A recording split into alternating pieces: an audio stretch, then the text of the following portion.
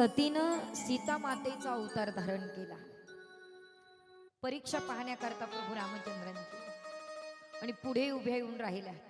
प्रभू होते महाराज, ते जगाचा मालक होता. प्रभू रामचंद्रजी त्या क्षणाला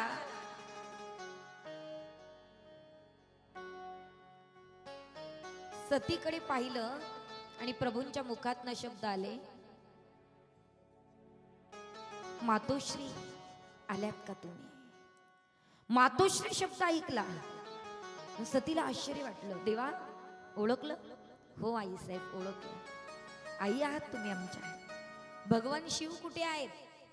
ते आहे तो, ते त्या झाडाखाली बसलेले आहे. ते नाही आले? नाही आले. तुमचा चेहरा उदास पाहिला, त्यांना नाही यावं वाटलं. पण देवा माझंच चुकलं, मी तुमची परीक्षा पाहण्याकरता आले.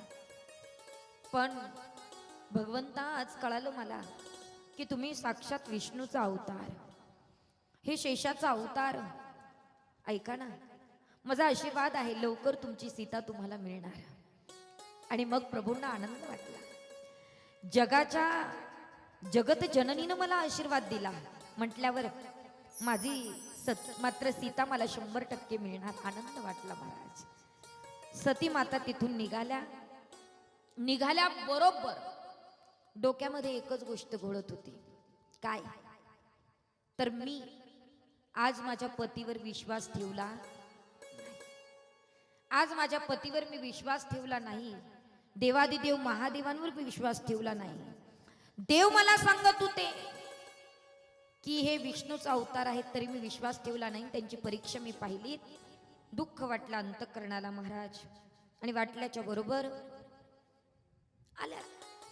आल्याबरोबर मनामध्ये फक्त एकच सतत चालू होतं, मी देवादिदेव महादेवांवर विश्वास ठेवला नाही. परीक्षा पाहण्याकरता प्रभूंकडे गेली. आणि मग असं असताना सीता मातेला प्रश्न विचारला, सती मातेला प्रश्न विचारला देवादिदेव महादेवांनी. आणि महादेव म्हणतात की सती आली दर्शन करू? हो देवा, चुकलं माझं, माफ करा देवा. तुम्ही सांगत होते की ते विष्णूचा अवतार आहे, ते शेषाचा अवतार आहेत. मला खरं वाटलं नाही, तर मी परीक्षा पाहण्याकरता गेले. कसे आहेत ग? बोलले तुझ्याशी? हो देवा, बोलणं झालं आमचं. पण सतीने मनातली मनात विचार केला, काय सांगावं देवाला की मी कशी भेटली. मी तर सीता मातेचा अवतार धारण करून तिथं गेली होती. असं सांगावं की नाही सांगावं, सांगावं की नाही सांगावं, मनामध्ये प्रश्न पडला. सतीनं डोळे बंद केले.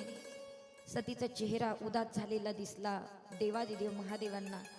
आणि अंतःकरणातलं ओळखलं महाराज सतीच्या की ही प्रभूंची आई म्हणून गेली होती, सीता म्हणून तिथं गेली होती. आणि मनातली मनात देवादिदेव महादेवांनी विचार केला, ज्या अर्थी ही प्रभूंची आई झाली, माता म्हणून तिथं गेली, आजपासून ही माझी पत्नी नाही, तर ही माझी माता आहे दादा, ही माझी माता आहे. त्या दिवशी ठरवलं. आणि ठरवल्याबरोबर मनातली मनात विचार केला, आजपासून सतीचा पत्नी म्हणून मी त्याग करतोय.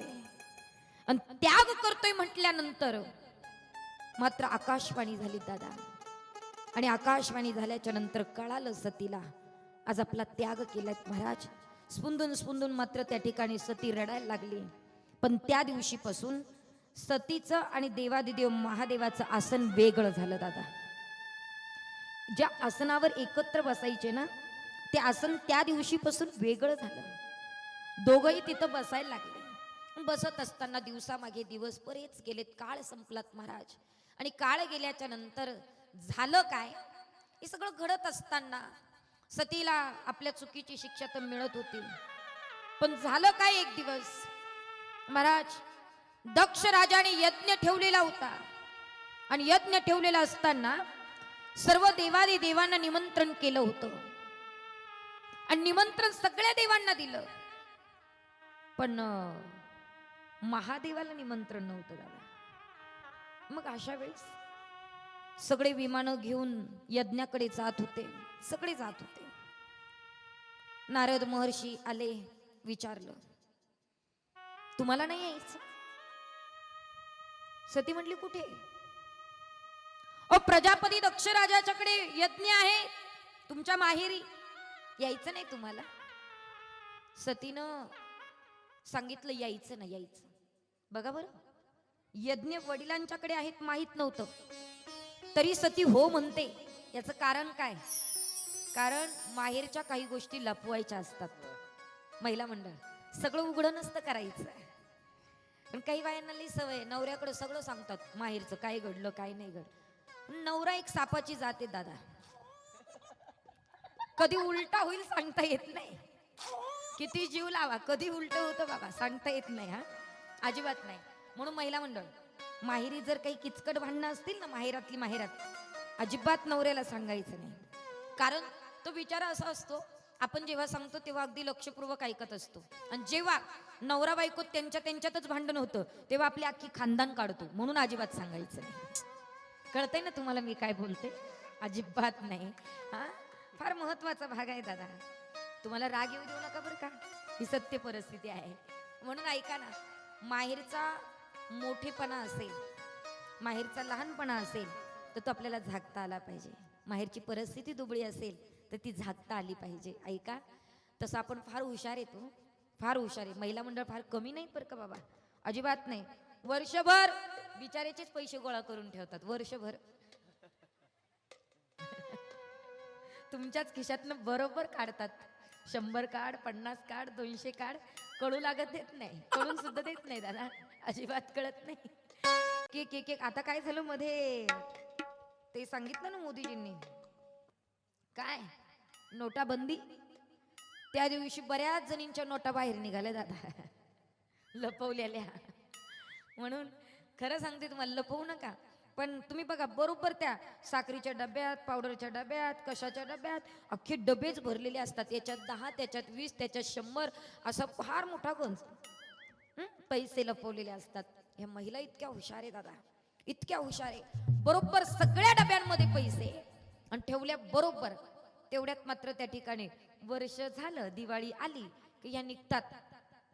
कुठं? माहेरी, माहेराला निघतात.